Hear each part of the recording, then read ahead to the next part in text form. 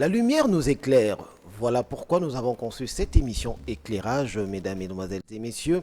Bienvenue dans votre chaîne Média Business Télévision à travers son émission Éclairage. Alors, le rendez-vous de tous les dimanches dans cette émission Éclairage, nous avons l'habitude de recevoir les hommes de Dieu. Pour ce numéro, je reçois encore une fois le pasteur Joseph Kalombo à qui je m'en vais dire bonjour pasteur. Bonjour. Vous vous sentez bien? Vous allez bien? Comment s'est passée la semaine? Je suis bien, je me porte bien. Vraiment, la dernière fois, vous nous avez éclairé sur le thème auquel vous pouvez nous rappeler. Vous avez parlé de Nous avons parlé de l'agneau qui a 7 cornes, qui a 7 yeux. l'agneau qui a 7 cornes et 7 yeux. Alors aujourd'hui, sûrement, on va faire la continuité de ce message. Aujourd'hui, nous allons continuer toujours dans le même élan, c'est-à-dire de présenter l'agneau.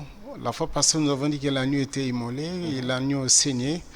Mais cette fois-ci, nous allons montrer l'agneau qui se met debout pour ouvrir le livre qui est scellé. Très bien. Alors, nous avons l'habitude de vous rappeler d'avoir la Bible à côté avec un stylo parce qu'il faudrait vérifier les Écritures parce que nous aimerons que vous soyez éclairés. C'est le but d'ailleurs de cette émission, de vous éclairer à travers la parole de l'Éternel. Alors, mettez la Bible à côté. Le moment où le pasteur va nous éclairer à travers ce thème, vous pouvez toujours vérifier et si vous avez des questions à poser, vous pouvez toujours contacter le pasteur à travers son numéro qui sera affiché tout à l'heure. Alors comme d'habitude, nous avons adopté cette habitude de commencer avec une courte prière que nous demandons au pasteur Joseph Kalombo de nous conduire. C'est sa parole, ce n'est pas la mienne. Nous voulons qu'il puisse nous assister. C'est ainsi que nous demandons, bien-aimés, de prendre la position de la prière. Mon Seigneur, c'est toi qui es au-dessus de toutes choses. La Bible déclare que les hommes ont parlé de ta part, mais poussés par l'Esprit de Dieu. Nous voulons que l'Esprit qui était sur Paul, qui était sur Céphas, puisse se reposer aussi sur notre modeste personne, afin que nous puissions annoncer ta parole. Je m'oppose contre les forces des ténèbres, les puissances maléfiques, je le renvoie dans le lézaride. Rien que ta présence, rien que ta gloire, du début jusqu'à la fin. J'ai ainsi prié au nom du Seigneur Jésus-Christ. Amen. Amen.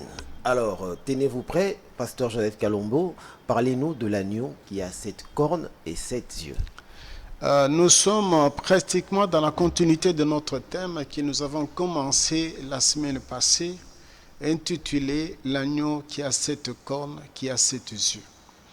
Et la fois passée, nous avons beaucoup parlé sur les cornes et les yeux qui possèdent l'agneau.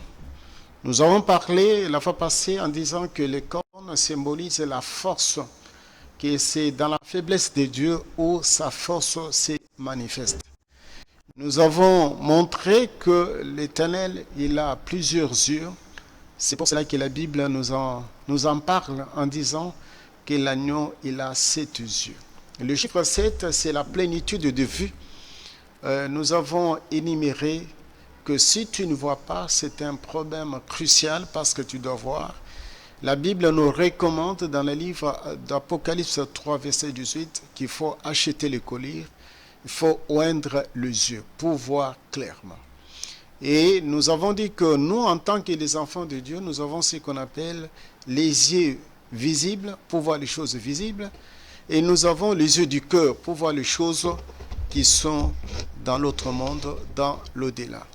Pourquoi nous sommes en train de dire? Parce que l'Éternel lui-même, avant de créer le monde visible, il avait créé le monde invisible. Ça nous renvoie au bien-aimé dans les livres, le livre de Ézéchiel 28, 1 jusqu'à 12. Vous allez voir que le chérubin protecteur qu'on appelle Satan, qui a été déchu, qui a été expulsé du ciel, la Bible précise très bien que c'est une créature de notre Seigneur. La Bible dit que le jour où tu fus créé, c'est-à-dire que c'est une émanation plutôt de notre Seigneur. Et nous avons présenté la fois passée que l'agneau était immolé, comme immolé, c'est-à-dire l'agneau qui saignait, et l'agneau continue à saigner jusqu'à présent. Mais ici, nous entrons dans une autre matière. L'agneau va se mettre debout. Ce n'est pas présentement, c'est dans le futur. Ici, nous sommes en train de parler l'action que l'agneau va entamer dans la suite du temps. Il ne va pas rester seulement assis, il ne va pas rester seulement en train de saigner, il va se mettre debout. Mais pendant ce moment-là, il y a des événements qui vont se passer sur la terre, il y a des événements qui vont se passer, n'est-ce pas, au ciel, parce que la Bible nous dit, avant que l'agneau puisse se mettre debout, c'est-à-dire que la grâce coule encore pour le moment, mais lorsqu'il va se mettre debout, c'est-à-dire la grâce va cesser d'exister vers les gentils, et la parole de Dieu va cesser, n'est-ce pas, de faire du travail sur terre, précisément dans le monde que nous appelons le monde des gentils, mais l'Éternel va se tourner vers, n'est-ce pas, les peuples terrestres qu'il avait néanmoins rejetés, parce que c'est l'apôtre Paul qui l'a dit, ne croyez pas que l'Éternel a rejeté son peuple, ce pour un temps. Il nous a typifiés en tant que des oliviers sauvages, et l'olivier naturel, c'est Israël. Et la Bible nous en parle dans les livres de Romains, qu'on va nous entrer à l'olivier naturel. Donc, c'est pour ce moment, c'est pour cela que pendant ce moment, nous sommes les bienheureux. L'Éternel, ses regards s'est tourné vers les nations, vers les gentils, mais dans la suite du temps, il va aussi se tourner vers Israël. C'est pour cela que nous sommes en train de dire aux bien-aimés, la fois passée nous avons parlé de l'agneau qui était immolé, qui était, n'est-ce pas, assis. Cette fois-ci, nous présentons l'agneau qui va se mettre debout. Pour faire quoi?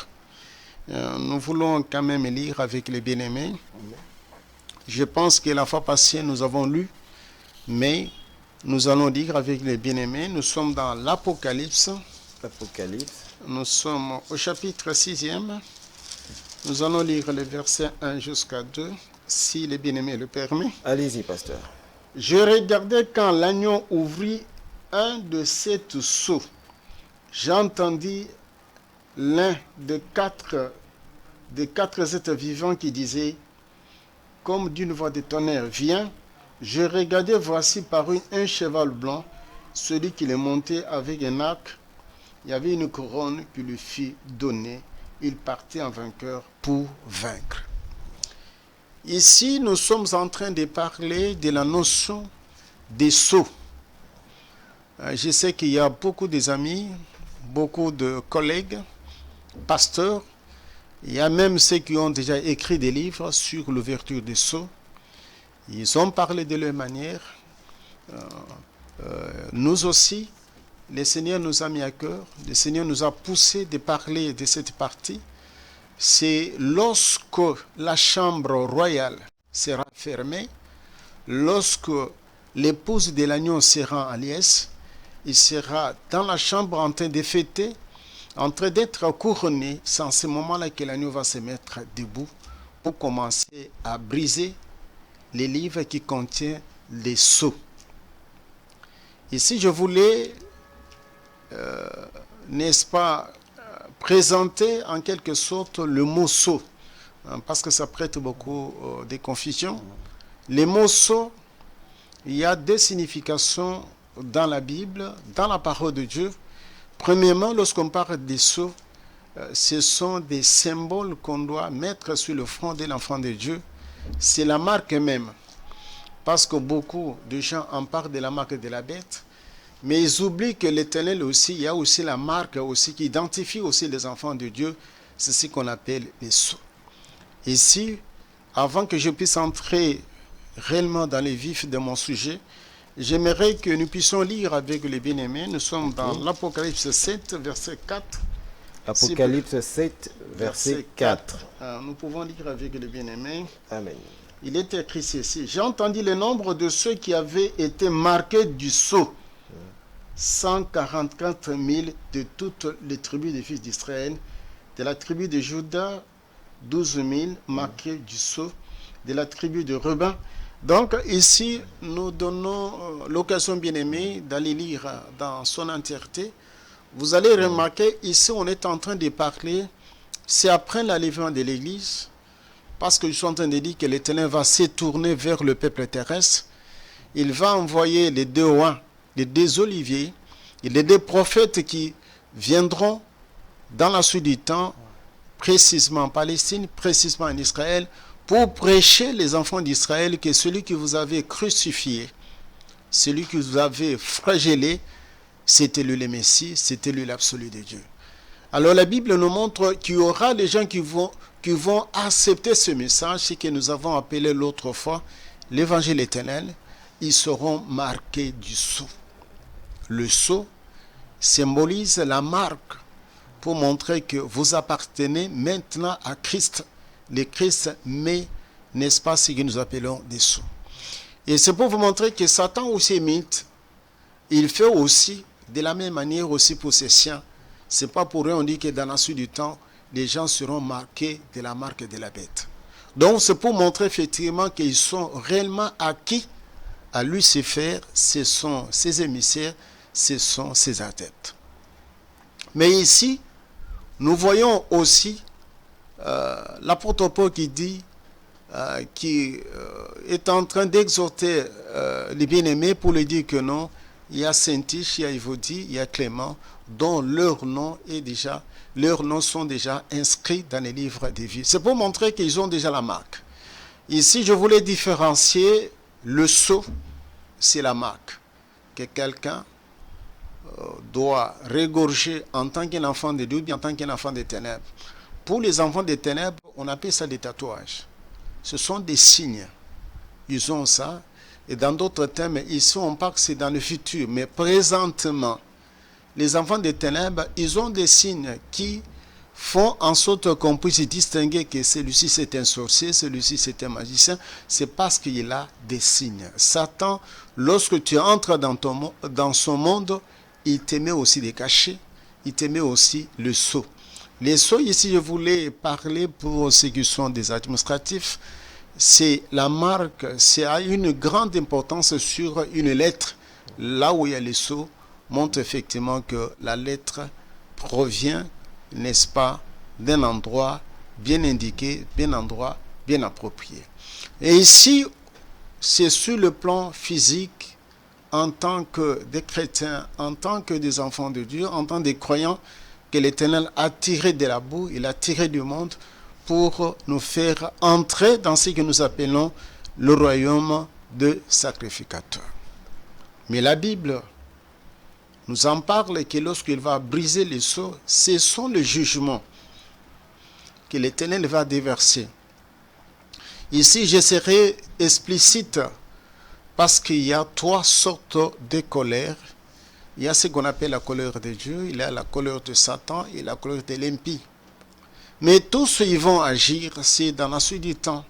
C'est après l'enlèvement de l'Église. Tout ce que je suis en train de parler ou que je vais parler dans le futur va réellement concerner après l'enlèvement de l'Église. Ici, je mets un accent particulier pour dire aux bien-aimés qu'il faut réellement, n'est-ce pas, participer à l'enlèvement de l'Église. Là, vous serez à l'écart, vous serez protégés, parce qu'on est en train de dire à l'Église de fil à défi que je te garderai du temps de l'épreuve, de la tentation qui viendra sur le monde. Ici, lorsqu'on est en train de parler, on est en train de montrer qu'il y aura des événements désastreux qui vont s'abattre sur le monde, voulus par le Très-Haut, voulus par l'agneau lui-même.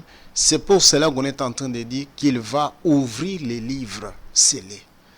Et que contient ces livres? Le premier sceau, c'est la séduction, bien-aimée. Ici, on est en train de nous montrer qu'il y a un cheval blanc. Il y a quelqu'un qui est monté sur le cheval avec l'arc. Il part comme un vainqueur, il va vaincre. Ici, on est en train de montrer que ce n'est pas le Christ, c'est le faux prophète, c'est le faux Messie.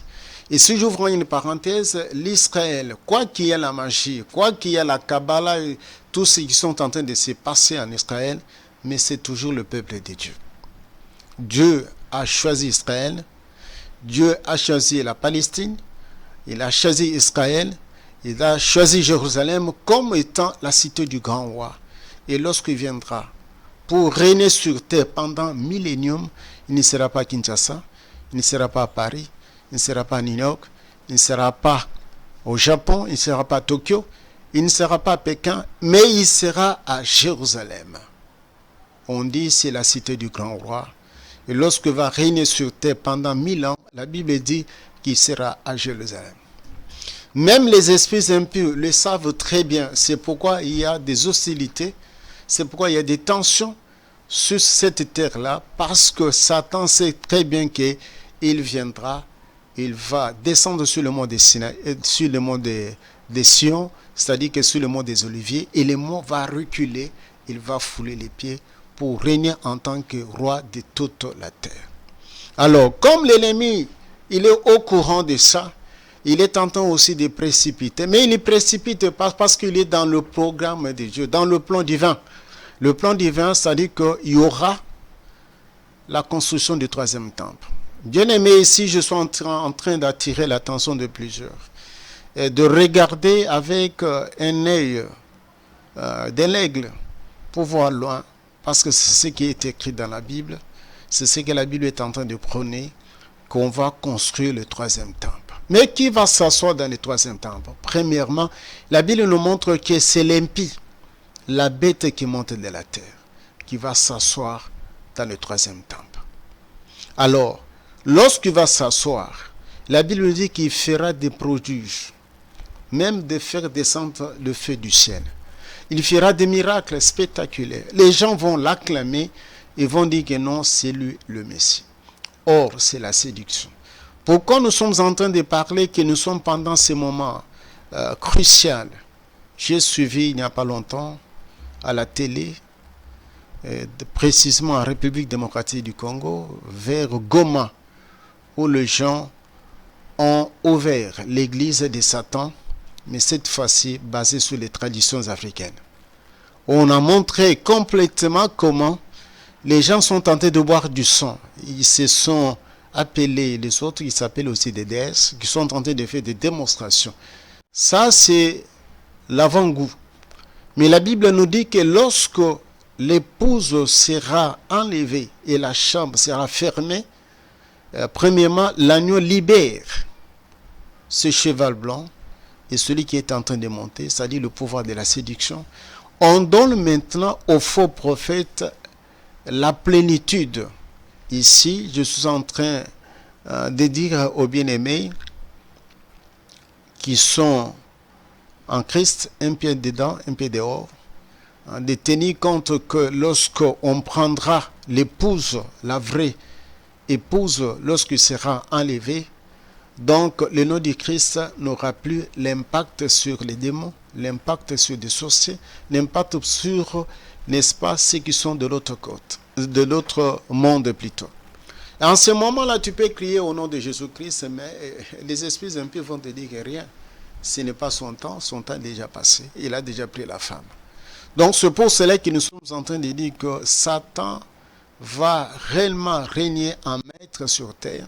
Ce n'est pas pour rien que la Bible dit ça, nous allons dire ça plus tard dans d'autres émissions, qu'on va marquer, n'est-ce pas, la marque de la bête. La marque de la bête, ce n'est pas encore commencé, parce que les gens sont en train de parler n'importe quoi. Non, l'épouse est là. Ce qui retient l'épouse, ce qui retient aussi le Saint-Esprit, c'est la présence de l'épouse sur terre. Lorsque l'épouse sera enlevée, c'est en ce moment-là qu'on va laisser les mondes se conduire de leur manière. Et là, c'est l'homme animal qui va agir. Pourquoi je suis en train de dire? Parce que la Bible, elle est en train de catégoriser 3 types d'hommes. Il y a un homme spirituel, il y a un homme charnel, il y a un homme animal. Et celui qu'on est en train de parler, les séducteurs ici qu'on est en train de parler, c'est un homme animal. Il est cruel. Il agit avec l'instinct. Il agit comme un animal. Donc c'est pour cela que nous voyons, pendant ces moments que nous sommes en train de traverser, il y a des pratiques purement diaboliques. Vous voyez que ce sont des hommes animaux. Et j'ai suivi à la télé une femme, un garçon, une jeune fille qui voulait se marier. Or, dans les coutumes, c'est son grand frère biologique qui doit être son mari. Or, que c'est l'abomination la plus totale. Et lorsque le mari qui était venu bonnement avec de l'argent, avec la dot, c'est le mari de la nuit qui refusait qu'on ne puisse pas n'est-ce pas, donner leur fille en mariage à cet homme-là. La fille était obligée de dire ce qui se passe réellement dans le monde des ténèbres.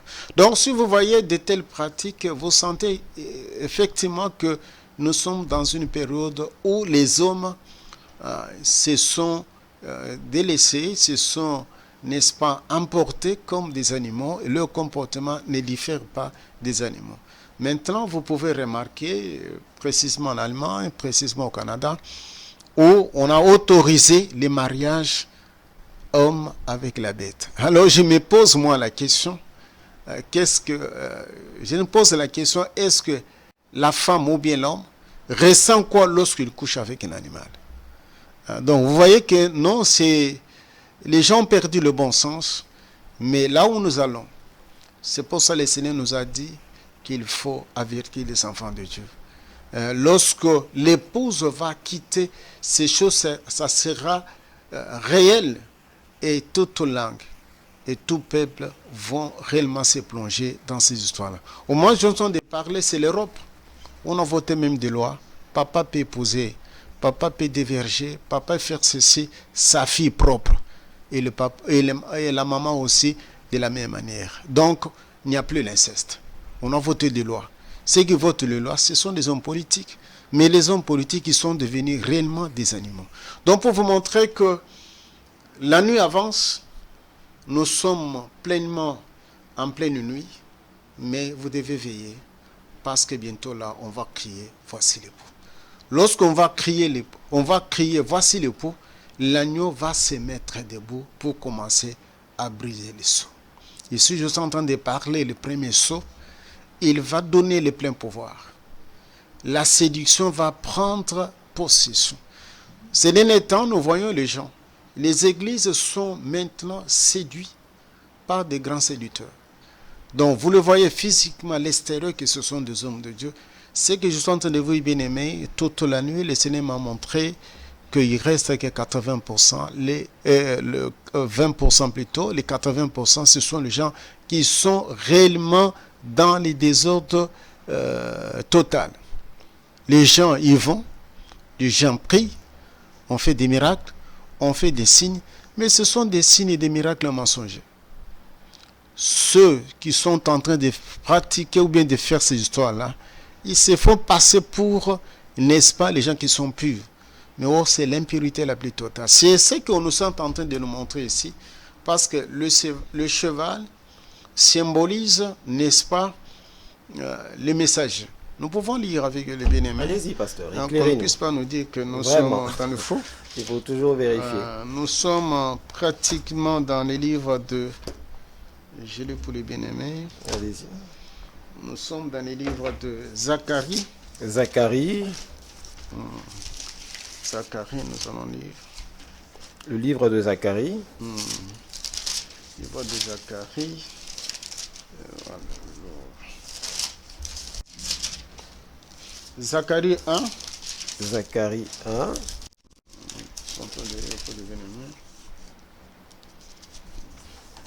Si vous avez, nous rappelons que si vous avez des questions pour poser le pasteur, ingénieur Brahms, affichez-moi le numéro du pasteur, comme ça, si vous avez des questions ou vous avez des suggestions, vous avez besoin que le pasteur puisse intervenir, vous pouvez toujours l'appeler sur son numéro qui va s'afficher là tout à l'heure. Ok, nous sommes en train de lire plutôt pour que les amis soient éclairés. Zacharie 1er, nous sommes au 9e verset et 10e. Ok. J'ai dit, qui sont ces chevaux, mon Seigneur?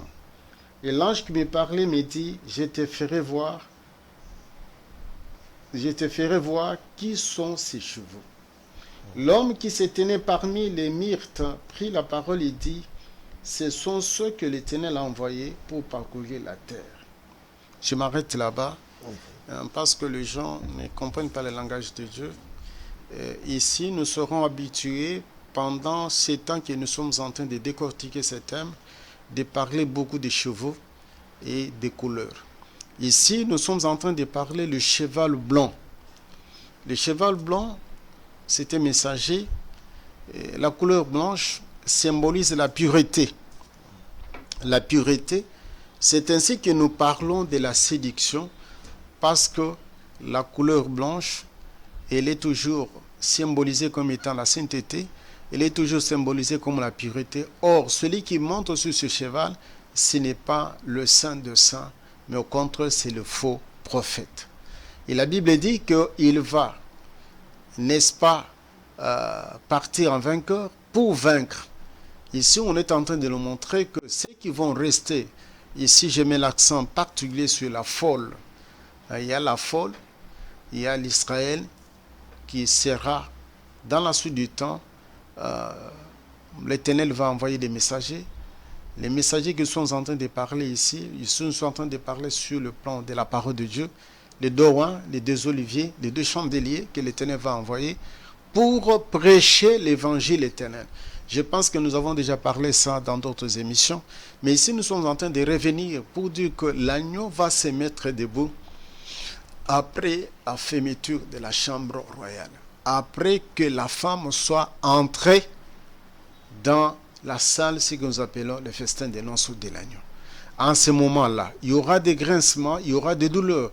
C'est ce que la Bible dit, c'est le commencement des douleurs. Donc on va donner la plénitude, n'est-ce pas, à la bête qui monte de la terre. La bête qui monte de la terre, nous avons autrefois parlé que c'est le faux prophète, l'antéchrist, qui va faire des prodiges. Dans la suite du temps, ça sera la trinité satanique parce qu'il y a deux bêtes. Il y a la bête qui monte de la mer. La bête qui monte de la mer. La mer symbolise les peuples dans une désorganisation totale. Donc, dans la suite du temps, les mondes, parce qu'on est en train de parler de nouvelles ordres mondiales, c'est-à-dire quoi? Pour qu'on puisse avoir un seul dirigeant qui va diriger le monde. La Bible nous dit que la bête qui était blessée et qui a eu la guérison, dans la suite du temps, il y aura une confédération plutôt des États, et ces États vont donner, n'est-ce pas, à quelqu'un le pouvoir de diriger le monde.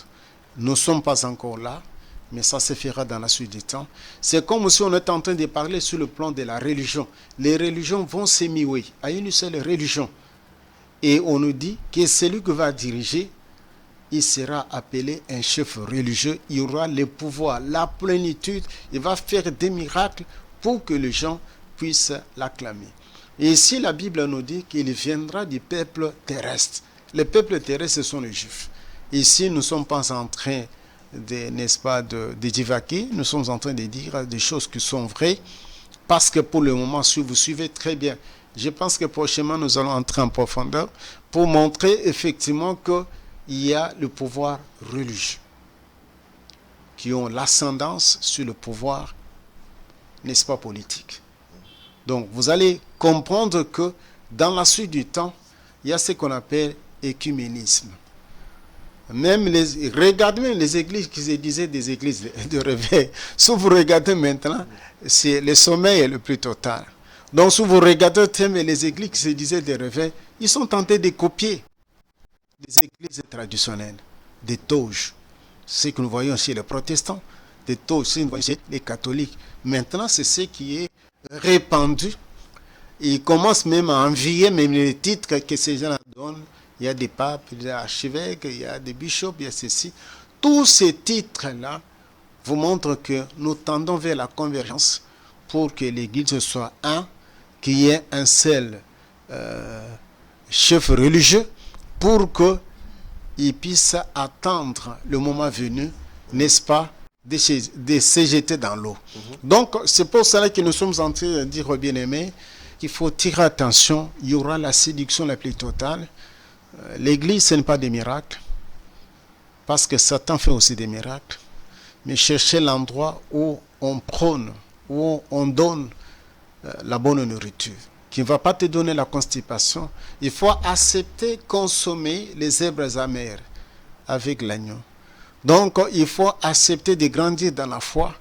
Dans la foi, il faut avoir ce qu'on appelle le mets délicat, le repas solide. Parce que sur le plan spirituel, il y a deux repas. Il y a ce qu'on appelle le lait pour les bébés spirituels. Il y a aussi les repas solides pour les hommes bien faits qui sont arrivés à la maturité, à l'état d'un homme fait. Ici, nous sommes en train de réveiller. Le Christ ne viendra pas prendre des bébés. Il viendra prendre des anciens. les gens qui sont arrivés à la maturité. Ce n'est pas pour rien qu'on montre que tout autour du trône, il y a 24 vieillards, il y a 24 trônes. Ce n'est pas des bébés, ce sont des vieillards. Les vieillards sur le plan spirituel, ce n'est pas physique, c'est les symboles, c'est les symbolismes qu'on est en train de montrer. En réalité, on veut montrer que les gens qui sont arrivés à la maturité, qu'on ne peut pas séduire, qu'on ne peut pas tromper, parce que Satan, il a plusieurs facettes. Dans la suite du temps, il sait que les gens aiment le matériel, les gens aiment des miracles, les gens aiment ceci. Ils vont venir dans ces domaines-là. Même pendant ces mois que nous sommes en train de traverser, beaucoup maintenant, ils aiment être appelés des prophètes. Des prophètes, mais en réalité, ils sont des Balaam, qui ne sont pas des prophètes. Pourquoi? C'est pour séduire. Israël a été séduit par Balaam. Balaam a injecté ce qu'on appelle l'impudicité, et Israël y a eu la mort. Bien aimé, ici je suis en train d'attirer votre attention, mais que je suis en train de dire, c'est-à-dire je sens en moi que les gens qui vont rater l'enlèvement de l'Église, ça sera très difficile. De regimber, n'est-ce pas, de garder la foi pour ne pas être séduit par ces faux prophètes. Ici je voulais dire qu'en Israël, on a déjà comptabilisé, on a déjà recensé, on a déjà inventorié tout le matériel, le moyen qu'il faut pour construire le troisième temple. On va le construire où? Là où il y a le mosquée Alaska. C'est l'endroit où il y avait le deuxième temple. C'est pour cela qu'il y aura la guerre. Mais Israël va toujours gagner. Ici, pour chuter, parce qu'il nous reste peu de minutes, je voulais entamer le deuxième saut, si les bien-aimés le permettent. Allez-y, pasteur. Nous pouvons lire Apocalypse 6. Apocalypse 6. Les bien-aimés qui puissent nous permettre. Apocalypse 6, verset 3 jusqu'à 4. Je pense que, vu le temps, deuxième partie, c'est là où nous allons nous arrêter. Je suis en train de lire. Allez. Quand il ouvrit le second sceau, j'entendis le second être vivant qui disait, viens. Et il sortit un autre cheval roux. Celui qui les montait reçut le pouvoir d'enlever la paix sur la terre, afin que les hommes s'égorgent les uns et les autres, qu'une grande épée lui fit donner. Bien-aimés, nous sommes en train de parler de la paix. Bien sûr, le prince de la paix, c'est l'agneau. L'agneau, lorsqu'il va ouvrir le deuxième sceau, c'est pour enlever la paix sur la terre. Et si on est en train de dire qu'il y aura un cheval roux. Le roux, c'est le mélange de jaune avec le rouge.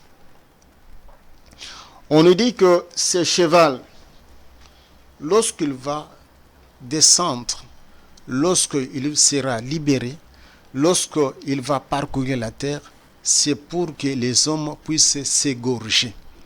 En fait, ici, on était en train de parler de la guerre généralisée. Bien sûr, nous pensons, moi je suis pratiquement en République démocratique du Congo, et ce que nous lisons, c'est que les scientifiques sont en train de dire que plus tard, dans la suite du temps, c'est le seul pays qui va régorger les eaux, où il y aura l'eau. Et dans la suite, il y aura la bataille pour avoir de l'eau pour boire. Pourquoi? Parce que le Seigneur, il a déjà prévu des différentes sanctions qu'il va infliger à l'homme, et il y a des minéraux. Je suis en train de parler de l'eau. Il y aura aussi la guerre de l'eau. Donc pour vous montrer qu'une nation s'élèvera contre une autre, sans motif, sans quoi, ou soit c'est parce qu'il y a l'intérêt. Et la Bible nous dit, ça sera dans la suite du temps.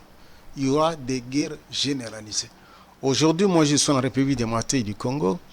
Nous sommes en train de créer tous les jours avec l'Est de notre pays. Pourquoi? Parce qu'il y a les minéraux. Les gens veulent s'accaparer de ces minéraux par la force. Mais ici, c'est pendant que l'agneau est en train de préparer sa femme. Mais lorsque la femme ne sera pas sur la terre, la Bible nous dit que ce cheval roux va enlever la paix. Il n'y aura pas la paix. Parce que lui-même, le prince de la paix, il a récupéré cette épée-là. Il veut maintenant que les gens puissent s'égorger. Bien aimé, il y aura des combats il y aura des guerres, il y aura des émeutes, des guerres civiles, par-ci, par-là. C'est ce qui est dit dans le livre de Matthieu 24.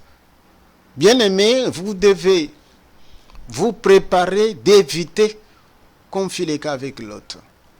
Lorsque les gens criaient derrière l'autre, l'autre n'était plus dans la vie de Sodome et Gomorrhe. C'est le cas aussi de Noé lorsqu'il était dans l'arche. Les gens s'est noyés, les gens pleuraient, mais lui n'était pas là. Ici, je suis en train d'attirer les bien-aimés, d'aimer l'avènement de notre Seigneur Jésus-Christ, de faire partie, n'est-ce pas, de la race que nous appelons la race de la femme royale, la femme de la femme, la race de la femme qui va entrer, n'est-ce pas, dans la chambre royale. Ici, les bien-aimés peuvent aller lire, vu le temps, Matthieu 24, 26, ils verront qu'il y aura des guerres dans la suite du temps. Aujourd'hui, nous sommes en train de condamner, n'est-ce pas, l'URSS qui a envahi l'Ukraine, mais dans la suite du temps, il y aura plusieurs pays qui vont envahir aussi d'autres pays sans motif. Pourquoi? Parce que le Très-Haut, celui qui détient la plaie, il a déjà enlevé la paix. Il veut que les gens puissent s'égorger. En fait, c'est parmi les jugements que le Seigneur va déverser. C'est ce qu'on appelle dans d'autres termes l'ouverture des sceaux. Les sceaux qu'il va ouvrir ici, ce sont des jugements qu'il va infliger, n'est-ce pas, à des nations rebelles qui n'avaient pas accepté son avènement, qui n'avaient pas accepté, n'est-ce pas, sa parole. Ils seront gousillés, ils seront châtiés. Les châtiments qu'ils sont en train de parler, c'est la guerre. Lorsqu'il y a la guerre, bien aimé, on brûle tout, on détruit tout. Nous sommes en train de regarder en Ukraine. L'Ukraine, il était le grenier en matière de bleu. Les mondes sont en train d'en pâtir. Pourquoi? Parce qu'ils ne cultivent plus, il y a la guerre. Donc, la guerre sera généralisée, une nation contre une autre, et c'est dans la suite du temps. Tout ce que nous sommes en train de parler, c'est après que l'agneau puisse se mettre debout, commencer à briser les sceaux. Bien-aimés, voilà ce que nous avons préparé pour cette journée. Nous avons préparé que 2 sceaux, le premier et le deuxième. Le premier, c'est la séduction. C'est-à-dire que les mondes sataniques auront la plénitude. Ils vont faire ce qu'ils veulent sur la terre parce que l'épouse n'est plus, parce que l'épouse est déjà enlevée. Elle est auprès du Père, elle est auprès, n'est-ce pas, de l'agneau, en train de fêter pendant 7 jours. Et sur la terre, deuxième sceau, il n'y aura pas la paix. Il y aura des guerres généralisées. Donc, une nation va s'élever contre une autre nation. Donc, ici, lorsque nous sommes en train de parler de ça, ce n'est pas pour vous effrayer. C'est pour vous dire que, bien aimé, vous devez vous préparer pour éviter ça. Pour éviter, la seule façon d'éviter, c'est de participer à l'enlèvement de l'Église. Que mon Seigneur, qui est votre Seigneur, puisse vous bénir.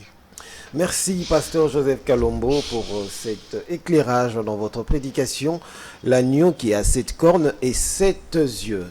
Alors, pasteur, nous allons quand même vous poser quelques questions pour nous éclairer davantage. Vous avez parlé de sceaux, pasteur. Nous avons actuellement, comme vous le remarquez, la mode emballe la jeunesse. Ils vont se faire tatouer par de marques. Qu'est-ce que cela apporte-t-il dans la vie de ceux-là qui vont se faire tatouer? Ici, je voulais, en tant qu'un serviteur de Dieu, je ne suis pas intéressé, je suis un praticien. Lorsque je suis en train de le dire, j'ai prêché ce message quelque part. Il y a un enfant qui est venu me dire, papa, on m'a mis les tatouages. Tout ce que tu as dit, tout ce que tu as prêché, je sens effectivement que c'est vrai. En dormant, je vois on veut me mettre encore une autre marque de tatouage. On lui dit, tu veux ce monde? Nous t'invitons. On m'a mis, en songe, on a mis encore des tatouages sur son corps. Je lui dis que non, c'est très grave, tu dois venir pour que nous puissions prier. Pour toi, c'est la délivrance, tu es dans le monde des ténèbres. L'enfant, il a fui. On m'a montré, dans le quartier où je suis, on me montre en vision, on me dit, voici un enfant là. Il faut faire attention avec tes enfants. C'est lui qui met les tatouages sur le corps de plusieurs enfants.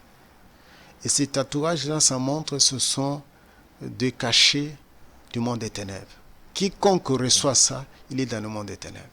Donc on peut dire qu'il y a deux sortes de tatouages, physiques et spirituels. Et spirituel. Ici, je suis en train de mettre beaucoup l'accent sur le spirituel. Ok. Mais sur le charnel, comment toi tu peux aussi aller te faire tatouer si tu ne connais pas l'objectif des tatouages? Alors, les gens qui vont, il y en a aussi ceux qui vont aussi par plaisir. Oui. Ils se font tatouer, mais ils sont là-dedans. Ils vont remarquer que leur vie, peut-être ils vont garder silence pour ne pas le dire, mais en songe, on va leur montrer que tu nous appartiens. Parce que, ici je vous donne un exemple, parce que je fais le travail des enfants qui sont sorciers. Ok. La plupart, lorsque je fais le cure d'âme des enfants qui sont possédés, chaque enfant qui est possédé, il a un tatouage sur son corps. Spirituellement. Spirituellement. Ok. Soit il a un dessin d'un rat, soit il a un dessin d'un corbeau, soit il a un dessin d'un chien, soit il a un dessin de chauve-souris. Et comment vous arrivez à voir cela? C'est par la grâce du Saint-Esprit? C'est la grâce. Moi, lorsque je faisais des cures d'âme aux enfants, on me dit, dis-lui qu'il puisse te dire les tatouages qu'il a. Tu lui poses la question, il te dit, oh, pasteur, comment toi tu as su ça? Il te dit, non, c'est des lions. Il dit, non, tu mens, c'est un chat. On te montre que c'est un chat sur son corps. C'est pourquoi j'ai insisté dans les premières émissions. Nous sommes en train de cheminer d'une façon graduelle. Nous avons commencé avec des émissions pour parler des yeux. Nous avons mis beaucoup d'accent que quelqu'un doit prier beaucoup pour que les yeux du cœur s'ouvrent. Tu ne peux pas faire la délivrance d'un sorcier si toi-même tu ne vois pas. Ok. Ça sera très difficile parce que lui voit. Il te regarde, il sait très bien que tu ne vois pas. Il va te tromper. Alors, le petit là m'a dit, parce que toi tu ne vois pas, comment tu es en train de dire tout ça? Or que moi, on m'a utilisé, c'est l'oreille. Je cause avec lui, il me dit qu'il t'a menti. Il faut lui dire ça.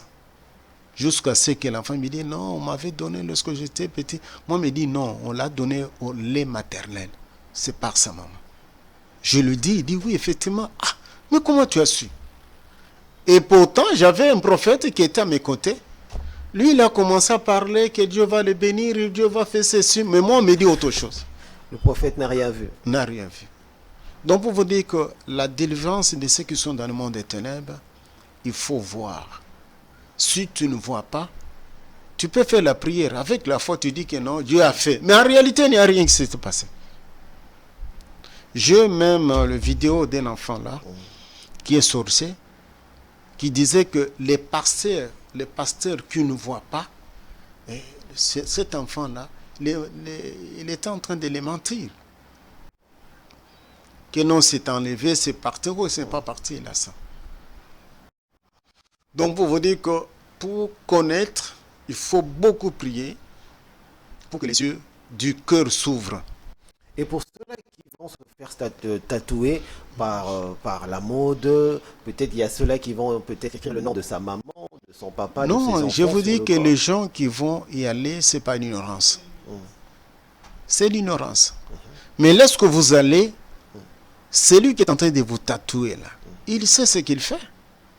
Donc ça Ce n'est pas un homme normal. Okay. C'est la marque. Il vous tatue physiquement, mais spirituellement aussi, vous avez la marque, sans le savoir. Donc, ce n'est pas une chose à aller faire. Non, ce n'est pas une chose à aller faire. Ceux qui ont déjà fait, c'est regrettable. Ils doivent, n'est-ce pas, demander à Dieu pardon, que Dieu puisse effacer ces maîtrissures-là, ces marques-là, sur leur corps, sur leur âme, sur leur esprit.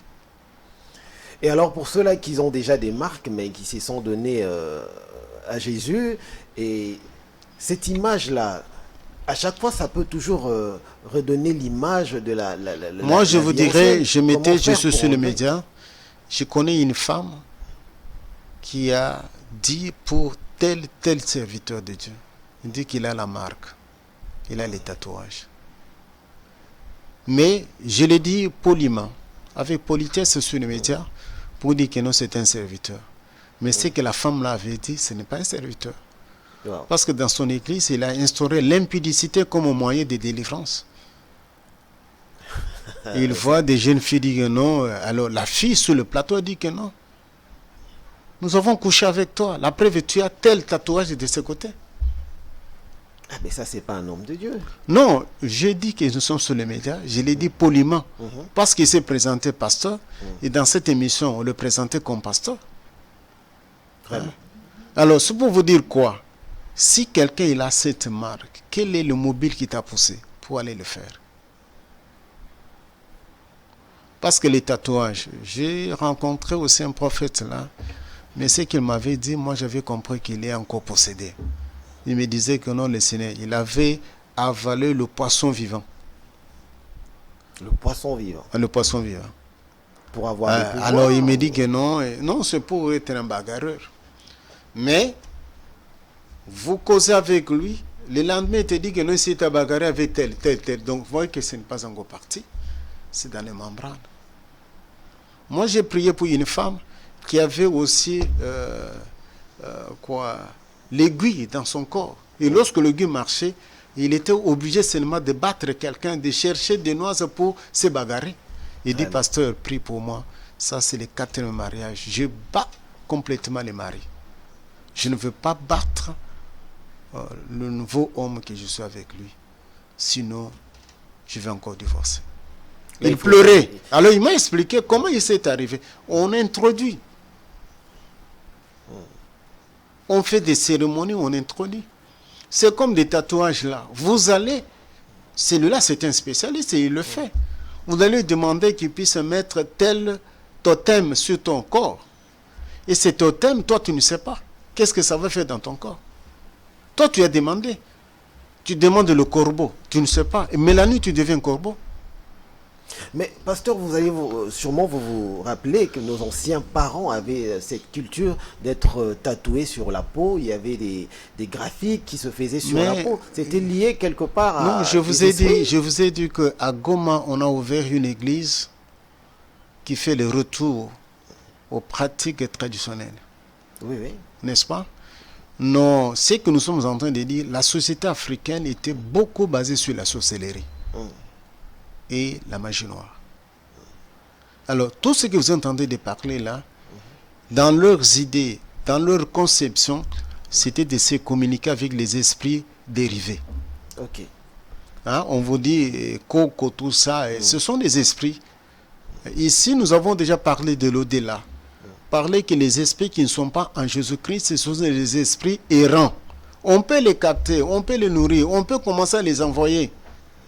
On peut leur donner aussi à manger. Hein? Parce que leur temps n'est pas encore arrêté. Ils sont allés d'une façon précipitée. Mais l'Éternel sait que tu feras 100 ans. Mais tu es mort à 25 ans. Donc 75 ans, tu es sur terre, en train de divaguer. Ce n'est pas moi qui l'ai dit, c'est la parole de Dieu. On dit que ce sont les esprits errants. C'est ainsi que chez les Bantous, il y a ce qu'on appelle les Masenda. Les Masenda, c'est quoi? C'est-à-dire que les gens voient qu'on t'a tué, mais en réalité, tu es vivant. Tu es quelque part en train de travailler.